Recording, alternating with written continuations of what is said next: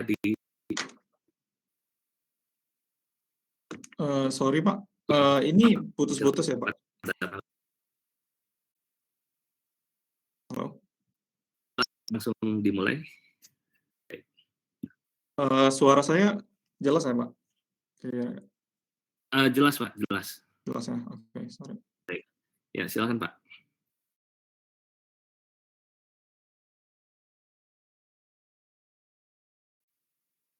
Bentar ya.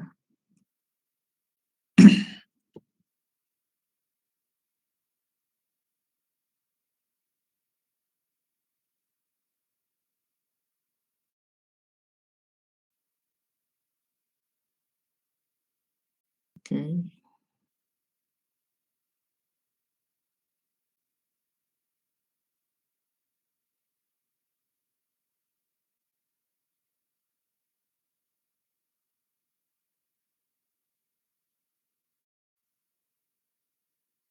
Sorry, ini udah kelihatan belum ya? Belum ya? Belum Pak, klik yang Atau kiri bawah, kemudian ini sudah Pak, udah kelihatan ya? sudah ya.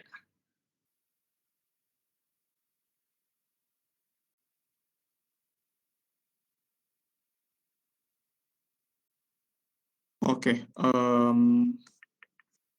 Sorry. Ini jadi udah tinggal di share screen aja ya Pak ini berarti ya? Ini sudah Huawei Cloud Foundation of Cloud Security. Oke, siap. Jadi selamat pagi teman-teman. Terima kasih Pak Okta dari tim Bisa AI dan tim-tim lain dari Bisa AI dan Tampil ID. Perkenalkan, nama saya Renaldino Nugraha. Oh ya, sorry Pak, ini sebelumnya direkam ya Pak? Ya, sudah direkam Pak. Oh, nggak perlu dipencet lagi berarti ya? Oke. Ya, jadi nama saya Renaldino Nugraha. Saya Cloud and AI Solution Architect dari Huawei Cloud di Indonesia. Nah, jadi pada pagi hari ini saya bakal memberi a brief overview lah, kira-kira gimana sih foundation dari cloud security services gitu, Pak, sama teman-teman sekalian. Ya, sebelumnya di sini ada yang pernah pakai cloud gitu, pakai cloud apa mungkin ada experience yang pakai cloud. Halo? Mungkin ada beberapa yang udah pakai cloud, ada yang mungkin baru Saya awal. pengguna, Pengguna juga ya, Pak? saya pengguna Huawei Cloud. Oke, mantap, Pak. Ya, jadi sebenarnya kalau kita lihat ya dari berdekade yang lalu ya, kalau kita ulik-ulik lagi, cloud itu kalau konsep awalnya tuh dangerous ya, mungkin. Dangerous dalam arti apa, ya kita kadang nggak bisa akses, dan itu udah data-data kita tuh ditaruh di server orang lain gitu kan. Terus ada beberapa mungkin ada yang kehilangan data lah, atau nggak memenuhi compliance gitu untuk the security service-nya, atau mungkin ada yang bilang, oh data saya bisa dicuri tuh, kayak gitu. Nah, sebenarnya itu konsep yang benar dalam beberapa dekade yang lalu. Tetapi kalau kita lihat dari perkembangan IT sendiri, sebenarnya ada plus minusnya lah, kayak membuild environment di cloud gitu. Jadi misalnya kalau di cloud sendiri kita ada teknisi khusus misalnya untuk mengelola data-data dan mengelola dari services yang kita buat di cloud gitu kan. Tetapi kalau misalnya kita punya di on-premise tuh, di data center kita sendiri atau di local disk kita, itu juga kita perlu keep improving lah, dalam arti security kan semakin bertambah durasi atau mungkin dari tahun ke tahun itu bakal semakin banyak variasi barulah. Mungkin ada variasi malware baru gitu kan, atau ada cara-cara barulah dari typical attacker gitu kan, dari internet. Nah, dari perkembangan attacker ini, kita juga bisa keep keep protecting lah data kita. Jadi kita lebih move forward lah one step ahead dari industri standar untuk uh, perkembangan cyber security ini. Oke, kita ulik-ulik dulu gimana sih beberapa insiden yang udah berlalu gitu kan. Jadi mungkin starting dari 2016 kita tahu ada beberapa bank yang kena attack dari hacker, terus bisa buat loss itu sampai 70 juta euro gitu kan. Atau mungkin yang 2018 kalau rekan-rekan tahu kejadian di Facebook, jadi ada beberapa data leakage gitu di Facebook. Bahkan company sekelas Feng itu juga ada attacker yang bisa masuk gitu kan dan mencuri data-datanya gitu kan. Jadi perkembangan dari dunia IT itu pun sangat pesat ya. Dan untuk attacker-nya juga semakin lama semakin jago tuh, semakin lihai kan buat nge-tag dari data company-company yang besar gitu kan. Apalagi kita kalau misalnya baru start gitu, start buat company, terus kita iseng-iseng kan, itu sangat rawan itu sebenarnya kalau udah akses ke internet gitu. Jadi kira-kira apa aja sih di cloud sendiri security seperti apa aja sih yang kita butuhin sebenarnya? Ya, kalau kita lihat dari beberapa concern, contohnya misalnya dari typical dari attack ya. Ini saya dapat top 10 ya, top 10 CSA top threat gitu kan.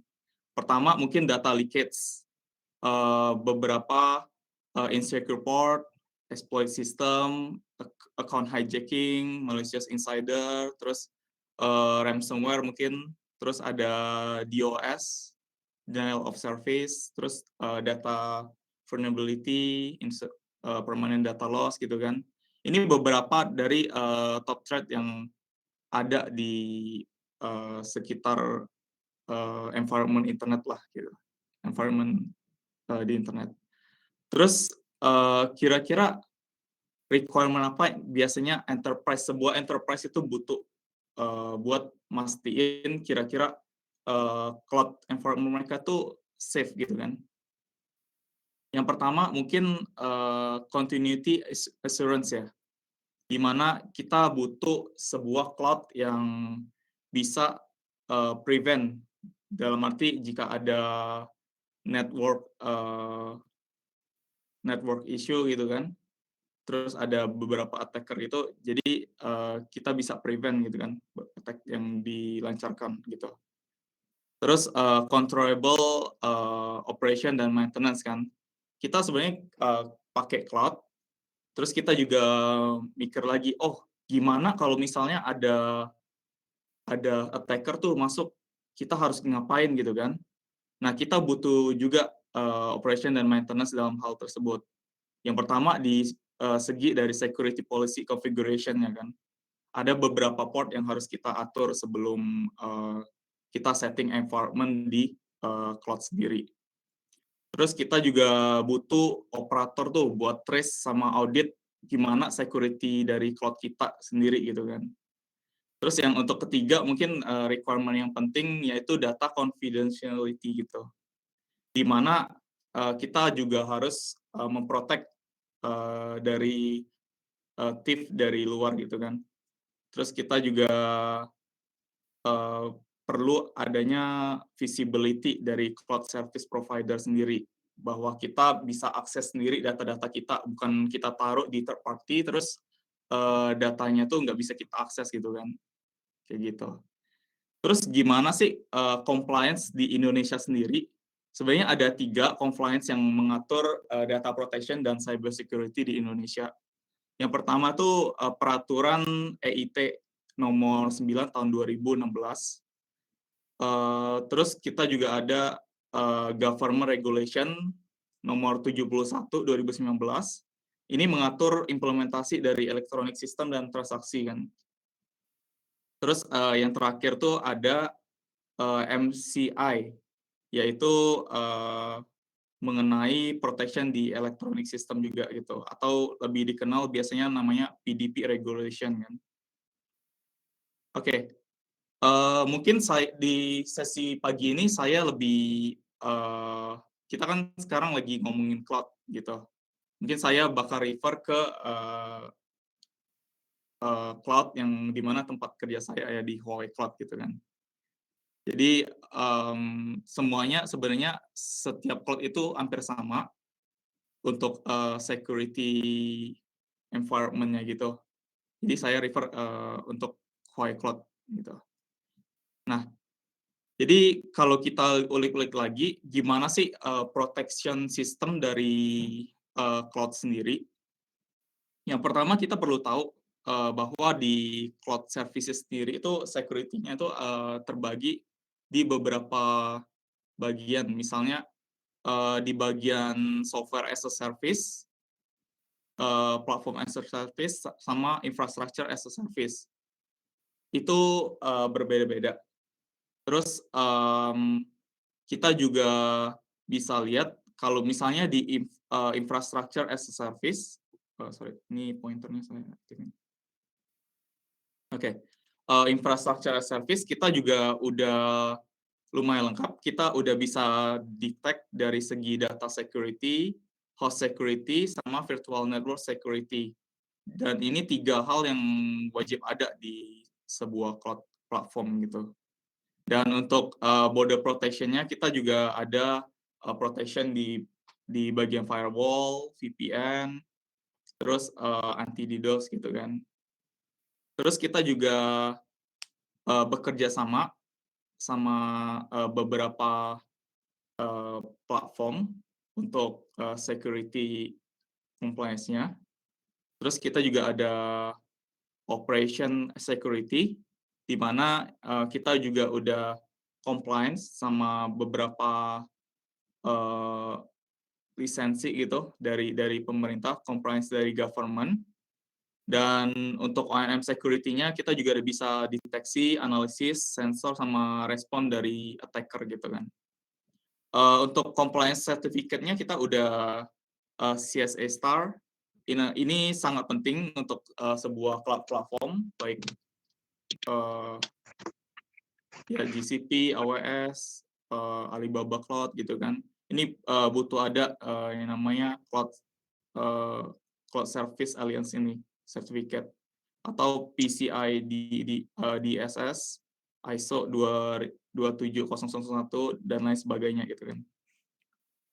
Terus, gimana sih sebenarnya, di cloud sendiri, kalau misalnya rekan-rekan sendirian ada rencana tuh pakai cloud, sebenarnya kita ada pembagian, responsibility juga. Jadi, untuk security sendiri, itu kita nggak bisa, beranggapan seperti misalnya saya punya data, saya taruh di ekosistem Anda harus urus dong, tentang security compliance-nya gitu kan.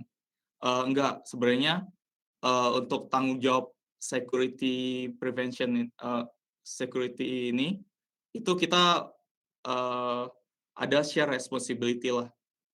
Yang pertama dari sisi cloud, mungkin kalau bisa dilihat di bagian, pink ini beberapa, bagian yang harus diatur atau di-manage dari cloud provider sendiri. Dan untuk bagian biru ini dari sisi, end user-nya, dari tenant-nya gitu.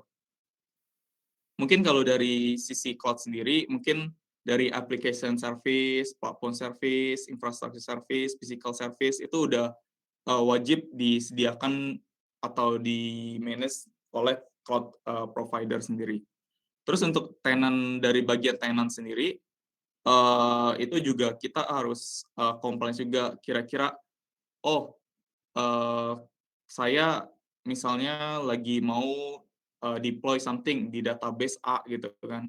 Jadi kita perlu buka portnya atau security settingnya itu cuman buat database A misalnya kan. Jadi kita nggak boleh sembarangan setting dari konfigurasi cloud-nya gitu. Jadi kalau misalnya kita lihat sebenarnya kalau di cloud sendiri ada 3 yang menjadi faktor utama dari kerawanan cyber security sendiri gitu. Yang pertama tuh dari sisi infrastructure. Infrastructure tuh di mana itu responsibility dari eee, penyedia cloud provider sendiri gitu kan. Yang kedua itu dari human error, di mana itu dari sisi tenant atau pengguna dari cloud provider sendiri gitu.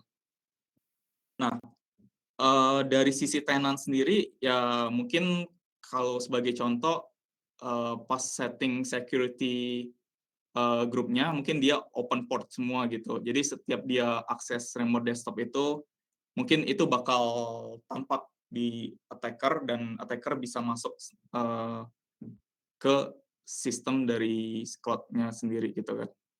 Jadi untuk, yang kedua ini mungkin kita perlu berhati-hati ya, untuk yang human error factor ini. Dan untuk yang ketiga emang dari external factor, yaitu dari attacker sendiri. Jadi ada attack lah kira-kira kayak seperti ransomware, brute force dan lain sebagainya gitu kan. Nah itu yang nggak bisa kita hindarin kan. Kalau untuk sisi dari cloud platform biasanya kita juga ada expert sendiri buat ngatur security di infrastructure kita gitu. Terus gimana sih kalau untuk Huawei Cloud kenapa bisa confident untuk handle di sisi security juga gitu kan, untuk cloud-cloud yang lain juga kayak gitu. Nah, kalau untuk Huawei Cloud sendiri, kita juga udah kolaborasi dengan berbagai network, application, dan data security, contohnya di DOS, terus kita juga ada build sendiri firewall system kita, terus untuk visualisasinya kita juga ada beberapa kerjasama sama Hyper-V misalnya kan. Terus kita juga ada 30 lebih pengalaman untuk improve dari IT security gitu. Jadi kalau kalau rekan-rekan tahu kira-kira untuk IT sendiri itu sangat rawan ya kalau sisi ICT gitu kan, sangat rawan dengan namanya cyber security gitu kan. Nah, kita juga udah ada pengalaman untuk handle dari attacker-attacker tersebut gitu kan. Terus kita juga ada dynamic defense di mana kita bisa sediain security log, threat information sama security monitoring gitu kan. Gitu. Nah, untuk security operation dan maintenance systemnya sendiri, mungkin ini beberapa hal yang mungkin wajib ada di cloud-cloud provider yang lain juga, termasuk di Huawei Cloud ya. Contohnya mungkin kita bisa protect di bagian network security, yaitu di computing servernya, di bagian storage-nya atau database security-nya, ataupun di bagian cloud platform-nya sendiri gitu. Nah, untuk beberapa sistem mungkin yang perlu ada itu di log collection. Terus dari log collection itu kita bisa perform log analysis, di mana dia juga bisa kasih gambaran kira-kira, oh ada event-event apa aja yang terjadi gitu kan di cloud platform kita gitu. Terus mungkin kita juga butuh unified account management, di mana kita juga punya privilege sendiri, identity access management sendiri, untuk ngatur kira-kira kita mau set dari user ini bisa pakai apa aja gitu kan, service apa aja gitu kan. Terus kita juga butuh uh, evidence buat beberapa attack yang terjadi gitu kan. Terus intelligent analysis, nah ini yang mungkin Huawei Cloud bisa bilang ini sebagai advance system buat memprotek data-data di klien-klien di Huawei Cloud sendiri itu, yaitu intelligent analysis. Jadi kita selain dari expert kita yang di bidang cyber security, kita juga ada menggunakan AI system buat mendeteksi dari intrusion atau attacker tersebut gitu. Terus kita juga bisa scan dari vulnerability dari sisi vulnerability-nya gitu. Terus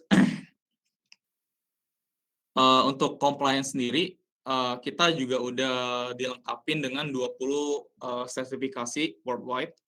Terus kita juga compliance misalnya untuk sebagai contoh di sertifikasi PSA di Jerman.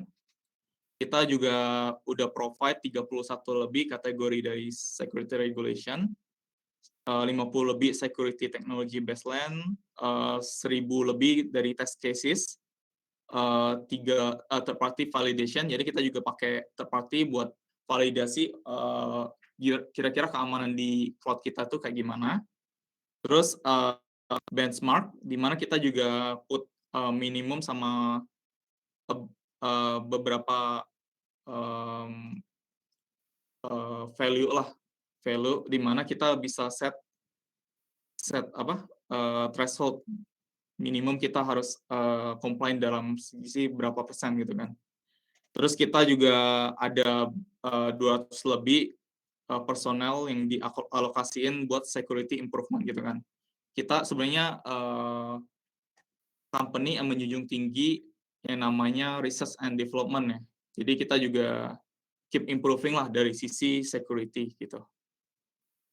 Terus gimana sih protection yang berada di Huawei Cloud gitu kan? Kalau kita lihat di bagian security risk dan solution ini tersebut, yang ini kita bisa lihat kalau misalnya di access control dan application sendiri kita juga banyak intrusion ya. Misalnya contohnya brute force cracking, Trojan, SQL injection, terus XSS gitu kan. Itu common intrusion yang ada gitu kan. Terus untuk database security sendiri kita juga ada beberapa kendala juga kan yang biasa kita hadapin, misalnya data itu nggak bisa dilihat gitu kan, atau mungkin ada beberapa attack yang bisa buat data kita nggak bisa diambil gitu. Terus untuk security service-nya sendiri kita juga provide untuk 5 core security service. Dari sisi network security kita ada anti DDoS, host security kita ada HSS, host security services buat ngedeteksi beberapa intrusi atau brute force gitu kan. Terus untuk application security kita juga ada firewall sendiri, web application firewall, sama kita juga bisa scan vulnerabilities-nya gitu pakai VSS. Terus untuk data security kita ada database security service di mana ini firewall khusus untuk databases kita. Biasanya dipakai untuk beberapa company yang punya databases yang banyak banget gitu. Terus kita juga ada data encryption workshop buat mengenkripsi data-data kita. Jadi nggak sembarang orang bisa pakai data yang ada gitu kan. Hanya beberapa orang yang punya encryption key-nya aja yang bisa mengakses gitu. Terus untuk security management kita ada situational awareness, cloud bastion host buat O&M, terus SCM buat manage SSL certificate kita, terus ada SES. Nah, untuk selanjutnya mungkin saya akan jelasin satu-satu.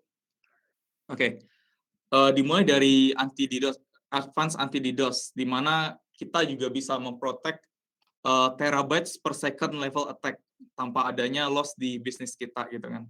Jadi untuk skenario-nya mungkin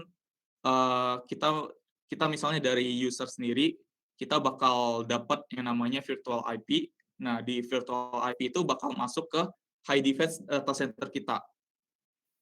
Nah, di high defense data center itu data tuh bakal diolah. Kira-kira tuh ada eee data-data yang aneh nggak yang masuk ke melalui, jaringan virtual IP kita kan.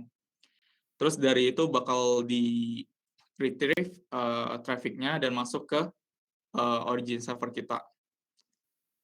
Nah, terus kita juga ada yang namanya host security service, di mana, ini sebagai sebuah agent, buat, mengecek kira-kira, oh ada intrusion apa aja yang terjadi, yang masuk atau meng-attack, IP kita gitu kan. Jadi kalau biasanya mmm, di cloud sendiri, kita biasanya bakal di-provide 2 IP. Yang pertama itu di, private API, di mana itu, IP kita terus yang kedua itu, IP public. IP public di mana itu IP, buat mengakses ke internet, yang membuat sistem kita bisa mengakses ke internet. Nah, biasanya kalau, eee, di di pemakaian cloud sendiri, yang di faktor kedua tuh yang human error biasanya, IP public tersebut port-port-nya itu dibuka gitu. Jadi orang-orang, atau attacker tuh bisa langsung nge-tag gitu dan login-nya tuh langsung pakai remote desktop kan.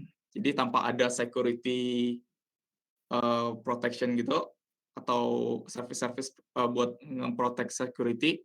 Jadi dia, mudahlah untuk di-hack gitu kan, atau dimasukin malware, ransomware gitu kan, gitu. Nah, jika menggunakan, HSS ini kita bisa ngecek kira-kira ada attack apa yang terjadi di sistem kita gitu kan. Dan dia bakal ngasih, notifikasi khusus langsung real time gitu kan ke, HP kita atau di email kita gitu. Terus kita ada yang namanya, web application firewall, di mana ini, sebuah, firewall khusus yang bisa eee, memproteksi, tenan VPC kita gitu. Atau mungkin, sebenarnya WAF kita ini juga bisa dipakai di off premise atau di local disk dari tenan gitu kan. Jadi selain pakai, di cloud kita sendiri, itu bisa dipakai di cloud lain juga atau di, eee, on premise dari tenan gitu. Jadi untuk, Gartner sendiri juga, eee bilang kalau WAF kita itu punya, ability buat, prevent inherent vulnerabilities dari web application kan. Ini sudah diakui oleh Gartner, ini statement di 2017 ya. Jadi dia juga bisa protect dari OWASP, common attack gitu, 10 threat yang sering terjadi gitu. Terus, ini juga merupakan inovasi yang tadi saya mention kita, dual engine detection ya. Yang pertama itu dari segi compliance terhadap rules, yang kedua tuh dari segi kita juga apply AI untuk mendeteksi, intrusion-intrusion gitu. Terus, ya untuk reliability-nya itu zero maintenance, jadi kita tinggal, install WAF kita, udah langsung bisa dijalanin dan kita juga ada provide security expert buat, mmm, kalau misalnya ada pertanyaan-pertanyaan tentang, security issues gitu. Terus kita ada vulnerability, scan service, di mana ini bisa nge-scan kira-kira, ada apa aja data-data yang aneh di, sistem kita misalnya gitu kan. Kita juga bisa pakai di off premise dari tenan atau di, cloud yang lain juga sih sebenarnya. Jadi ini lumayan convenience kalau buat, pengecekan gitu. Terus kita ada data encryption, workshop, di mana ini yang tadi saya mention, misalnya kalau, tenan sendiri, itu biasanya kan, butuh yang namanya, eee, sebuah apa ya, verification API gitu kan. Kita bisa lihat di sebelah sebelah kanan ini, kalau misalnya tenan tanpa key gitu, dia kan bisa akses OBS kan. OBS ini sebuah storage penyimpanan kita, sama seperti S3 di AWS gitu, atau EVS, VBS, dan RDS ini.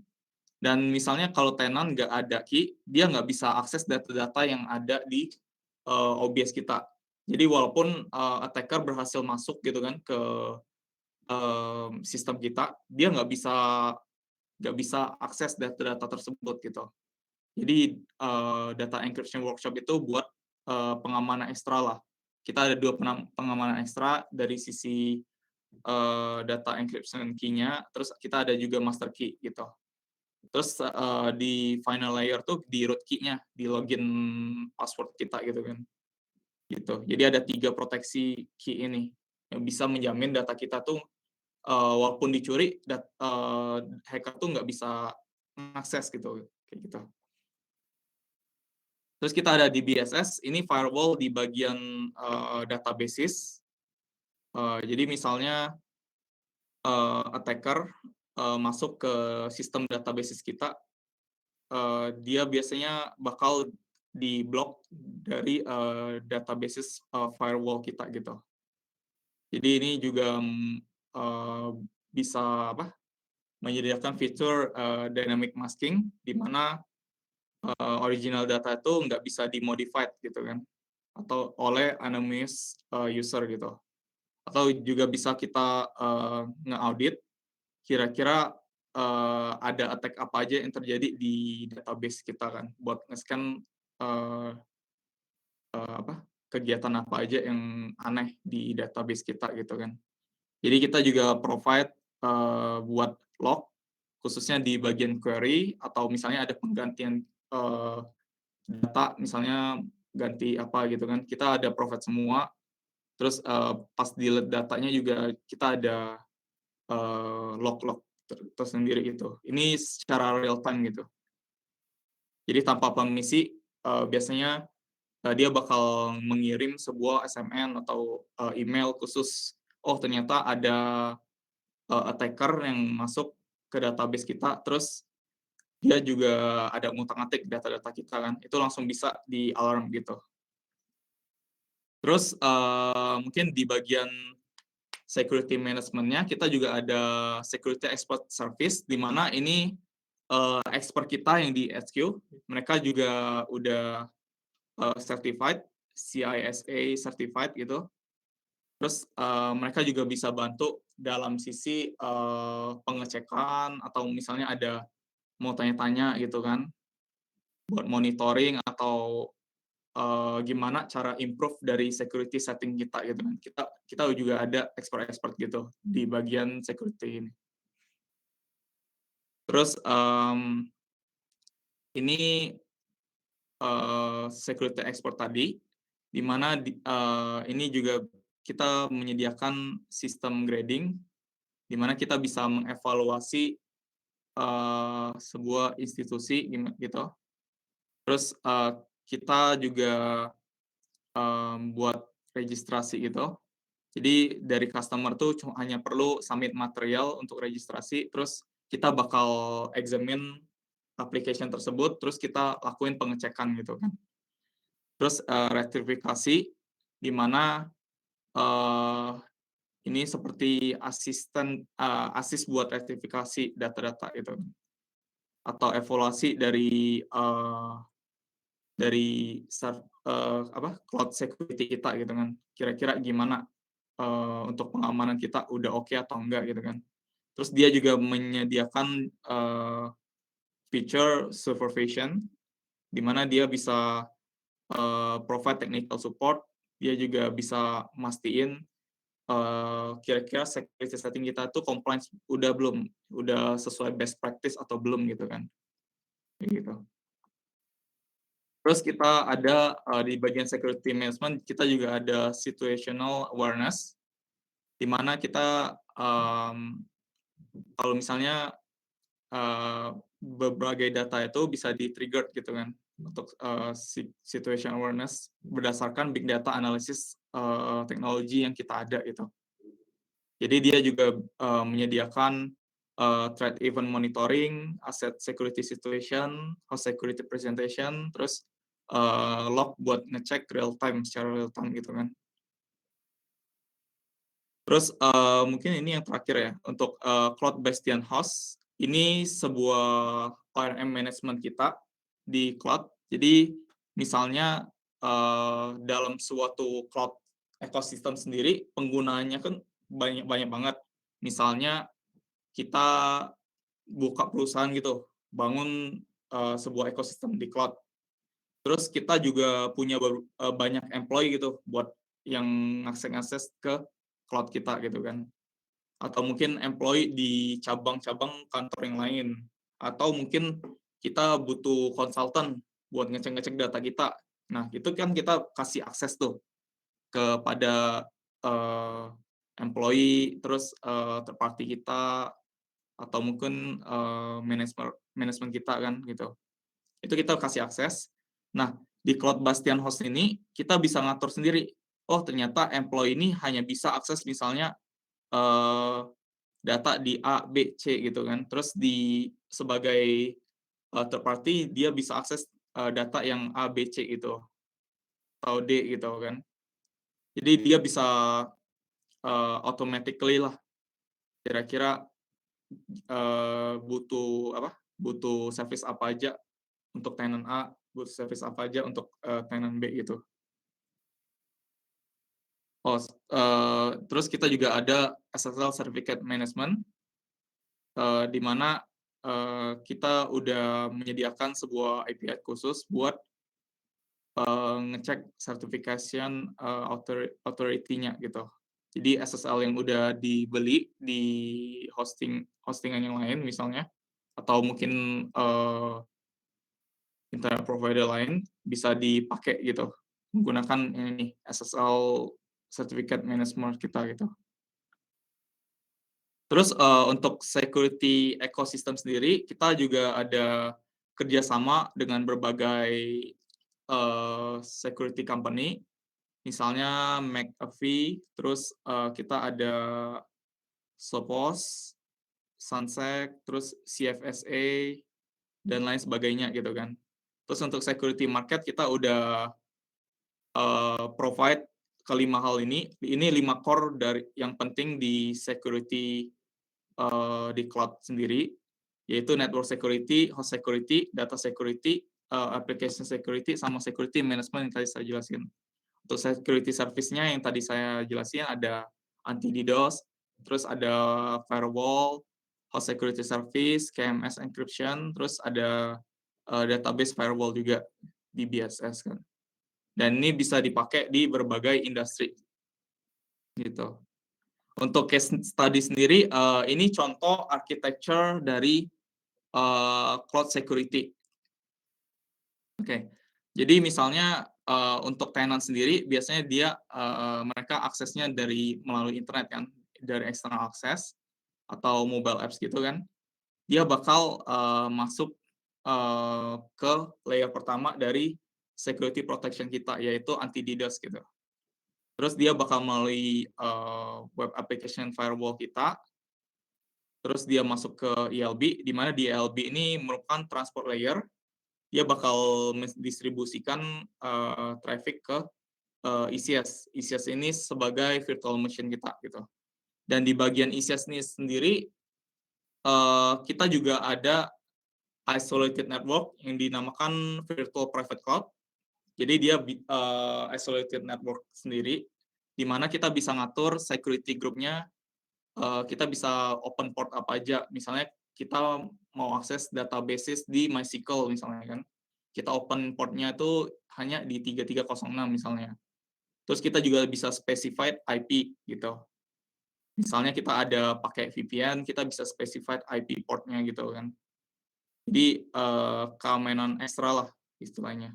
Terus kita juga ada host security service, di mana dia bisa ngecek, security yang ada di, ECS kita. Terus dari sisi databases, kita ada firewall khusus di databases security service.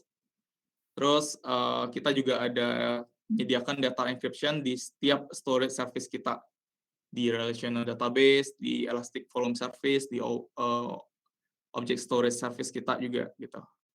Untuk manajemen kita ada, Cloud Bastion Host gitu. Jadi ini beberapa architecture untuk security service kita gitu. Terus mungkin ini ada contoh beberapa cases yang ada di government atau di enterprises gitu kan. Jadi misalnya attacker ada nge-attack, biasanya dia melalui email server gitu. Terus dari email server dia bakal kirim infected trojan, terus dia bakal penetrasi di core business dari tenant sendiri, terus dia bakal nyuri data gitu kan. Nah, untuk dari sisi cloud provider sendiri, biasanya mereka ada security management system sendiri. Jadi ada beberapa action lah yang perlu dilakukan oleh pihak cloud tenant gitu, cloud provider gitu. Jadi pertama mungkin step-stepnya saya jelasin. Yang pertama itu dari attacker. Attacker tuh biasanya ada kirim data link-link tersendiri gitu kan dari email. Misalnya dia pura-pura kirim buat pengecekan security, klik this link misalnya kan. Nah, dari staff itu biasanya dia bakal ada beberapa staff yang ngeklik link yang diberikan dari attacker kan. Nah, dari link tersebut sebenarnya dia ada malware code tersendiri, di mana dia bakal auto download malware code, di mana dia bakal download application dari attacker, dari hacker. Terus waktu berlalu, 6 bulan udah lewat, terus malware-nya tuh bisa mencuri data dari core business kita gitu kan. Kayak gitu. Ini contoh dari nggak bisa play ini. Sorry.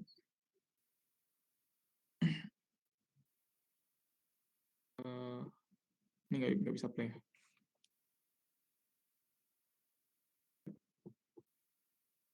Nah, ini contohnya. Jadi ini beberapa ilustrasi gimana attacker bisa nge-tag data-data biasanya yang di company-company gitu kan. Biasanya staff ada yang nggak aware lah tentang hal-hal gini kan. Jadi dari attacker dia send email gitu, misalnya kayak gini, dear sir, bla bla bla bla, untuk security, pengecekan security gitu kan. Please click here gitu kan.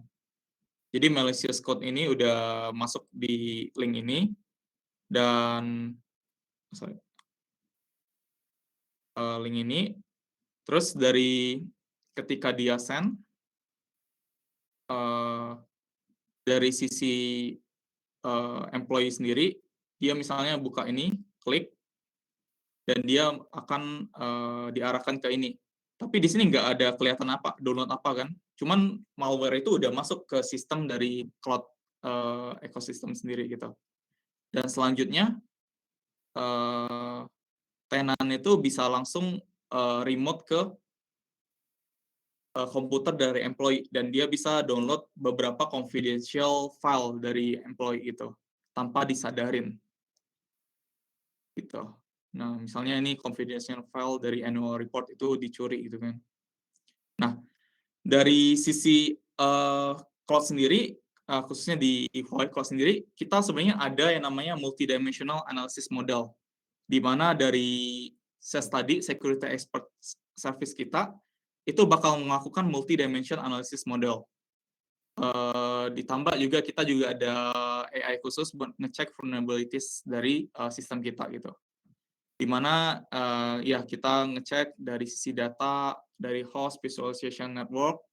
Ini tadi saya jelasin 5 hal yang penting dari core security service. Terus kita juga ngecek result berdasarkan correlation time gitu, atau correlation behavior. Kita ngecek kira-kira, ada kegiatan yang dilakukan misalnya di jam 1 pagi sampai 4 pagi gitu kan. Atau misalnya ada sudden traffic gitu, abnormal traffic yang terjadi gitu. Dan biasanya 500 megabits, 500 mega per bulan, ternyata bisa sampai 2 gigaan per bulan gitu kan traffic-nya. Kita bisa ngecek dari situ juga. Terus kita juga ngecek dari abnormal behavior gitu. Terus beberapa sensitivity information access juga kita cek gitu kan. Dan ini contoh dari cara security expert kita untuk ngecek gimana terjadi attack atau enggak gitu kan. Jadi kita lihat dari sini correlation analysis rules, kita ngecek kira-kira ada apa? Ada attack-attack apa aja yang terjadi gitu kan. Terus kita juga ngecek kira-kira eh sorry, eh, kira-kira attack itu berasal dari mana kan. Misalnya ini contohnya, attack-nya tuh berasal dari misalnya ini branch kita dan dia bakal ngirim data dari mana gitu misalnya. Ya, kita bisa trace langsung kira-kira event ini terjadi di mana gitu kan. Kalau diklik di threat analysis, oh ternyata misalnya attack-nya misalnya dari company kita di branch, terus melalui IP ini, terus sumbernya bakal kita deteksi gitu. Jadi di HSS sendiri, di House Security Service, kita bisa ngecek kira-kira IP attacker kita itu berasal dari mana gitu. Ya, mungkin sekian untuk sesi pagi ini. Mungkin ada pertanyaan atau diskusi ya setelah ini ya, Pak? Ya, ada. Setelah Ya, ini kita buka sesi diskusi. ya, Baik, ya terima kasih Pak Renaldi Dwi Nugraha atas paparannya. Ini keren banget security-nya Huawei Cloud ya, telah dijelaskan dengan detail. Ya, ini sejauh ini juga Pak, saya sebagai pengguna juga masih banyak beberapa layanan security yang mungkin sampai saat ini belum banyak saya gunakan gitu. Dan tadi ya, sudah dijelaskan secara detail ini layanannya. Nanti mungkin akan kita coba implementasikan juga di Bisaya Academy. ya, betul. Terima kasih Pak insight-nya. Oke, kita membuka sesi pertanyaan buat teman-teman mahasiswa. Silakan bertanya jika ada pertanyaan. Mungkin silakan kalau ada pertanyaan. Oh, sudah ada pertanyaan Pak. Mungkin ini pertanyaan yang pertama dari Noval. Apa saja potensi resiko keamanan yang dapat terjadi pada teknologi cloud? Mungkin satu pertanyaan dulu ya Pak ya. Silakan Pak. Oke. Ya, apa saja potensi resiko keamanan yang terjadi pada teknologi cloud ya? Ini mungkin lebih ke itu ya, beberapa typical attack-nya ya, atau kejadian yang biasanya terjadi di cloud ya, mungkin. Iya betul. Oke, sebenarnya ya yang paling sering sih sebenarnya beberapa injection dari malware gitu kan. Ada beberapa employee, misalnya tadi kan saya ada mention kan, dari sisi infrastruktur sendiri, itu ada data loss atau enggak gitu kan, itu dari sisi cloud provider. Terus untuk yang kedua itu dari human error, dan ketiga emang dari external error kan. Biasanya kalau untuk resiko keamanan, dari dua ini sih, yang sering terjadi, dari human error atau attacker kan. Dari human error sendiri, itu biasanya ada beberapa staff yang nggak compliance dari best practice dari cloud services, di mana terkadang mereka ada kasih password dari root-nya itu kurang advance gitu kan, masih weak password gitu.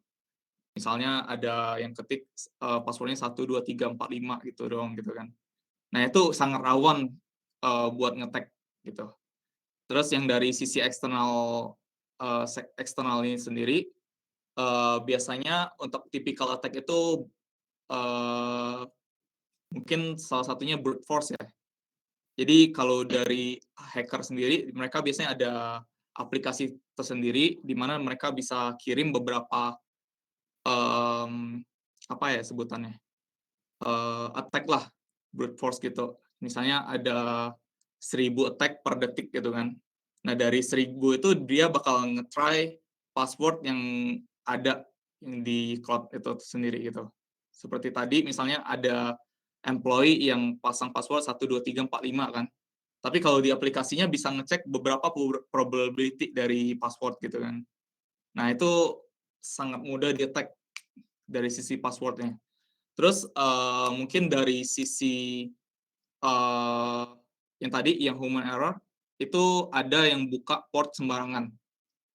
Biasanya itu yang sering terjadi sih, kelalaian dari sisi human-nya gitu kan.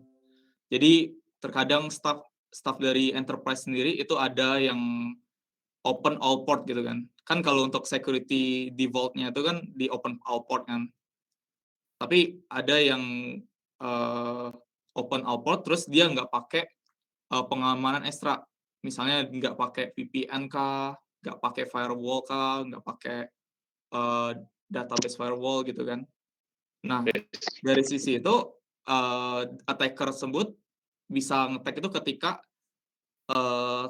si tenant itu pakai RDP, remote desktop gitu kan.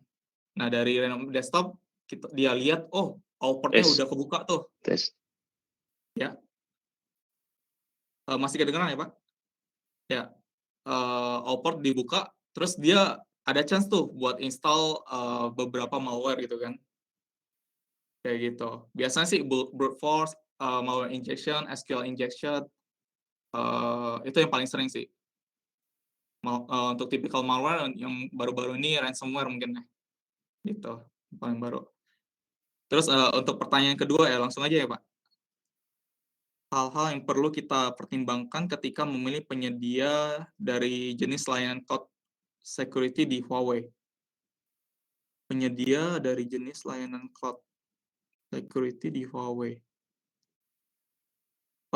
Maksudnya ini untuk servisnya ya, Pak Noval ya?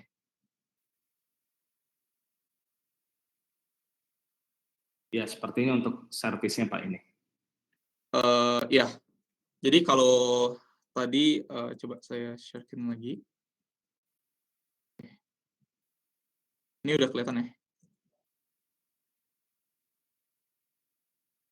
Oke.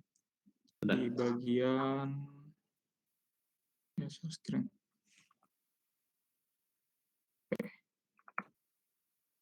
Nah, ini ada architecture dari services yang di Huawei Cloud ya. Sebenarnya kalau untuk membeli typical services sendiri, kalau kita lihat ya, jujur kalau untuk advanced anti-DDoS itu lumayan mahal. Jadi biasanya untuk enterprise gede yang pakai kayak gini. Nah, tapi kalau untuk services di Huawei Cloud sendiri, ketika kita purchase satu VM ini, kita biasanya dapat 2 tuh. Yang pertama anti-DDoS, yang basic level, bukan yang advance ya, tapi. Terus yang kedua itu di HSS gitu. Kita udah dapat by default 2 gratis service ini. Oke. Setelah itu, mungkin kita harus lihat level dari bisnis kita tuh udah sampai mana gitu kan. Misalnya kita buat website yang jarang ada kayak misalnya buat nyimpen data-data yang penting ya, misalnya ERP data atau SAP data kan. Itu kita butuh pengamanan di sisi apa gitu kan. Misalnya kita biasanya rekomendasiin pakai web application firewall gitu kan misalnya gitu. Atau kita rekomendasiin HSS yang premium level gitu. Dan untuk yang terpenting mungkin untuk services mungkin kita sangat saranin untuk pakai VPN untuk tunnelnya. Jadi dari internet dia bakal sediain VPN. Dari VPN tuh kita harus buka di bagian security group di bagian VPC ini. Sorry, ini pointer nggak ada.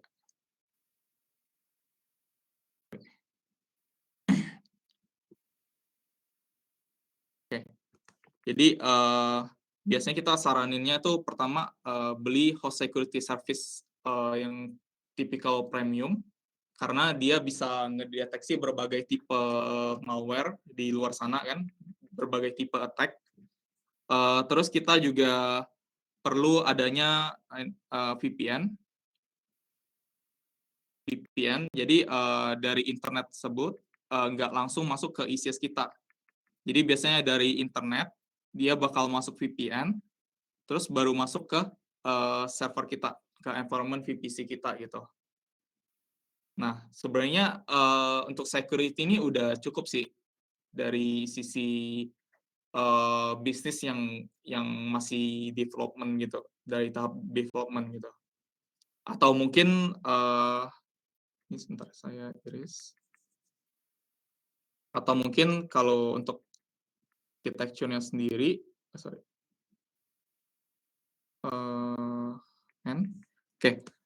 Sebenarnya kita juga ada sediain yang namanya NAT Gateway kan. NAT Gateway ini NAT Gateway.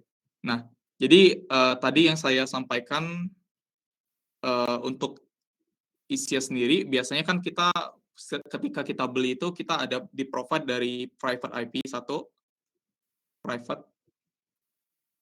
lagi EIP. Nah, EIP tersebut, Elastic IP, itu bakal connect langsung ke internet. Langsung connect ke internet. Nah, di mana ini kalau misalnya kita akses biasanya pakai RDP, Remote Desktop Protocol, kita langsung masukin EIP-nya kan, gitu. Nah, ini kalau bisa sangat dihindarin gitu. Karena kenapa? Biasanya RDP ini langsung bisa dari internet langsung masuk ke bagian server kita gitu kan. Jadi semua attacker tuh bisa langsung mengakses ke server kita. Nah, cara buat ngehandle ini gimana sih? Biasanya kita rekomenan ada NAT Gateway gitu. NAT Gateway, di mana dia bakal selubungin private IP kita. Jadi dari attacker, dia harus masuk dulu ke NAT Gateway, terus di NAT Gateway ini dia nggak tahu EIP kita apa gitu kan. Dari sini baru masuk ke server kita gitu. Atau mungkin kalau misalnya nggak pakai NAT Gateway, kita bisa ganti pakai VPN gitu kan. Jadi IP public kita tuh nggak terekspos ke publik gitu kan. Jadi dari internet dia masuk VPN kita, terus baru ke server kita kayak gitu. Kira-kira pengaman dari VPN, NAT Gateway, HSS, sama ini untuk pengaman basic sih. Misalnya NAT Gateway, HSS, sama VPN mungkin. Itu yang paling basic. Tapi mungkin ada beberapa company, misalnya seperti FSI company ya, banking kan, mereka butuh pengamanan dari misalnya dari database security services nih, di mana dia taruh pengamanan firewall ekstra di RDS kita gitu, kayak gitu. Mungkin menjawab ya pertanyaannya, atau ada pertanyaan lagi? Ya, baik, terima kasih. Pak Renaldi bisa lihat lagi tadi skema yang tadi, mungkin sedikit pertanyaan dari saya sambil menunggu. Oke, silakan peserta kalau ada pertanyaan boleh ditanyakan. Dari skema yang tadi sudah dijelaskan, kira-kira Pak, apakah arsitektur tersebut mendukung skema microservice ya, dalam arti dari sisi keamanannya tadi kan sudah ada load balancer dan lain sebagainya. Nah, kalau kita ingin membuat suatu enterprise system yang skalanya adalah microservice, sudah didukung ya? Sorry Pak, ya, dengan skala misalkan kita membangun suatu enterprise arsitektur untuk microservice gitu, apakah skema security yang tadi itu sudah mencukupi atau ada tambahan lainnya untuk mendukung proteksi keamanan yang lebih lanjut? Iya, sebenarnya kalau untuk microservices sendiri itu udah cukup sih. Jadi tadi yang seperti saya sampaikan kan dari sisi dari internet dia masuk ke VPN-nya tadi, terus dari VPN dia masuk langsung ke ke server kita misalnya kan. Itu udah pengamanan basic gitu. Karena gini, di cloud sendiri biasanya ada pengamanan ekstra, misalnya, anti DDoS atau misalnya, kita juga ada pengecekan di HSS gitu kan. Jadi itu udah bisa ngedetect kira-kira, ada intrusion apa gitu. Sebenarnya dari VPN udah basic, udah cukup. Cuman untuk pengamanan ekstra mungkin, seperti yang tadi saya sampaikan, NAT Gateway. Oh ya, ada pertanyaan nih, NAT Gateway itu apa juga, arti dari NAT Gateway kan. Jadi, NAT Gateway itu sebenarnya, kalau diistilahkan kayak penyelubung elastic IP kita. Jadi penyelubung dari public IP. Jadi kalau dari internet, dia bakal ada public IP kan, yang tadi saya sampaikan buat mengakses ke internet. Nah, dari public IP tersebut, itu harus dimasukin ke NAT Gateway. Jadi dari internet tuh nggak langsung internet server, tapi dari internet NAT Gateway, terus baru server gitu. Dia anggapan buat penyelubung gitu, penyelubung IP. Jadi attacker tuh nggak tahu IP kita tuh sebenarnya apa gitu kan, private IP kita tuh sebenarnya apa gitu, kayak gitu. Tapi kalau misalnya untuk pendukung microservice itu udah cukup sih Pak, sebenarnya dari basic level. Atau mungkin kalau ada yang mau di-develop di application level, kita bisa rekomenin web application firewall gitu. Di mana itu sebuah proteksi khusus firewall, nggak sama kayak HSS tadi. Kalau HSS kan pas ada intrusion baru dia kirim SMN atau email gitu kan. Itu udah harus kita handle kan gitu. Kita blacklist lah atau whitelist gitu kan. Tetapi kalau web application firewall, dia bakal hacker tuh bakal harus masuk ke security service kita. Jadi ada firewall khusus buat nge-protect gitu, Pak. Jadi nggak sampai ke server kita dulu baru kedeteksi gitu. Tapi dari attacker masuk ke WAF itu langsung di-protect gitu. Kayak gitu. Sebenarnya untuk web application firewall sendiri juga banyak levelnya sih. Untuk tipikalnya kan. Gitu. Itu disesuaikan dari keperluan bisnis sendiri gitu. Baik, ya terima kasih Pak Renaldi. Jadi sesuai dengan jenis bisnisnya dan kebutuhan dari perusahaan ya Pak ya, untuk security-nya. Oke, silakan dari teman-teman peserta MSIB, silakan jika ada pertanyaan kembali. Mungkin sambil menunggu, ya jadi teman-teman di sini bisa bertanya kepada Pak Renaldi karena ini merupakan bagian dari pembelajaran tamu kita di Kampus Merdeka, dan juga untuk beberapa course Kampus Merdeka MSIB itu ada yang wajib untuk diikuti, yaitu keaktifan dari peserta. Jadi silakan untuk bertanya, kalau ada pertanyaan silakan. Ini dari Pak Novel ada pertanyaan ketiga. Yang ketiga ya, ya silakan Pak. Apa yang terjadi pada cloud security apabila tidak ada jaringan atau internet di seluruh dunia? Ini berat nih. Di Indonesia maupun di luar negeri. Oke. Cloud security ya. Ini maksudnya tuh mungkin bukan cloud security-nya ya. Tapi ya kalau misalnya nggak ada internet berarti attacker juga nggak bisa attack dong. Ya itu satu ya. Mungkin ya kalau nggak ada internet, mungkin attacker nggak bisa attack. High availability-nya mungkin ya Pak ya. High availability-nya ya. Bagaimana di cloud Huawei itu sendiri? Ya, oke. Sebenarnya cloud itu simple konsepnya. Kita pinjem infrastruktur dari hardware company lain buat menciptakan ekosistem sendiri. Jadi kita bisa remote access gitu kan ke data center dari company luar kan. Jadi let's say kalau misalnya nggak ada internet ya, mungkin data-data tersebut bakal di-store masih di data center gitu. Kayak gitu.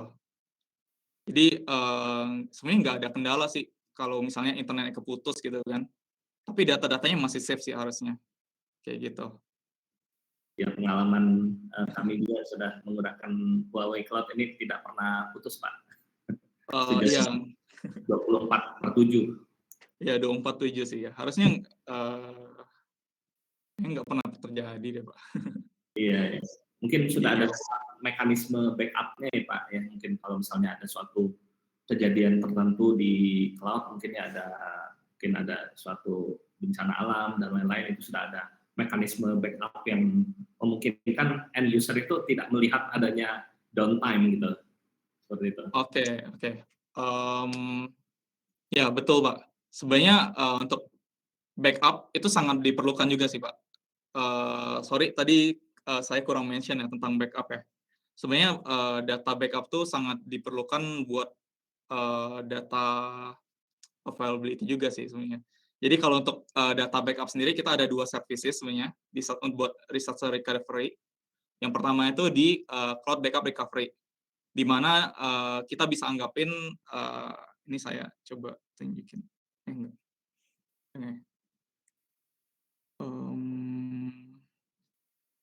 Enggak deh, sorry.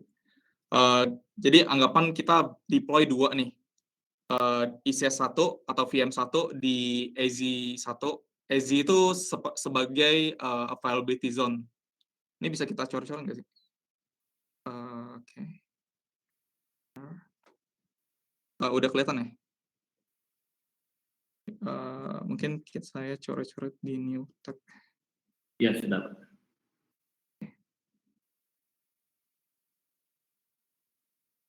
Oke, mungkin di sini. Mana nih? Oke, kan.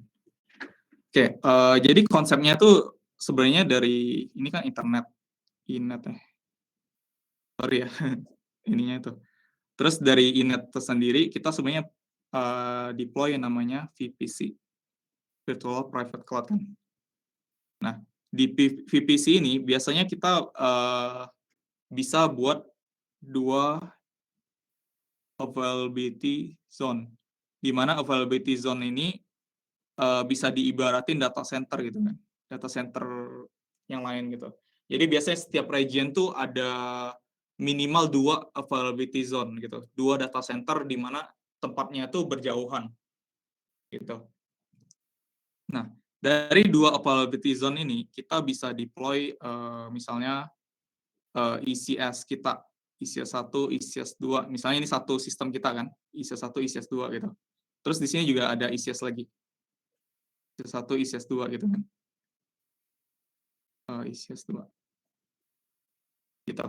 Nah, dari sini sebenarnya kita ada fitur yang namanya CBR, Cloud Backup Recovery. Ini juga menyediakan sebuah storage yang disebut Vault. Oke, storage ini dari data yang kita ini, dari ECS ini, kita bisa langsung ECS ini bakal di-attach sama EVS namanya, sorry. Ini basic konsepnya ya. ECS ini bakal di-attach sama EVS. Nah, dari EVS ini kita bisa nge-backup datanya, terus kita buat image. Di image tuh kayak semacam apa ya? Kayak backup lah, backup data kita gitu. Terus bakal di-restore di ECS 2 ini. Nah, jadi proses ini kita sebenarnya bisa lakuin dalam waktu minimal 1 jam ya. Ya dari EVS di backup ke CBR, CBR bakal buat image khusus buat simpannya. Terus dia bakal restore ke ECS yang kedua gitu. Kayak gitu. Dan ini range waktunya tuh 1 jam. Sekitar 1 jam untuk backup nih. Jadi ada delay, bukan delay lah, kayak renggang waktu 1 jam untuk proses ini. Nge-backup, nge-restore di sini.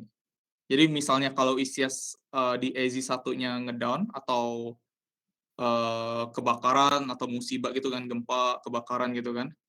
Yang di AZ 2 ini masih ada backup-an dari AZ 1 dalam waktu 1 jam sebelumnya gitu. Kayak gitu. Ini salah satu disaster recovery solution kita kan. Nah, ada pertanyaan nih, kalau misalnya nggak mau ada renggang waktu 1 jam tuh gimana? gitu kan. Kan sayang tuh ada data yang hilang dalam 1 jam kan. Oke. Disaster recovery yang kedua, itu dinamakan SDRS, Storage Disaster Recovery Solution gitu kan, service gitu. Sorry. Jadi konsepnya sama, VPC 1, sorry.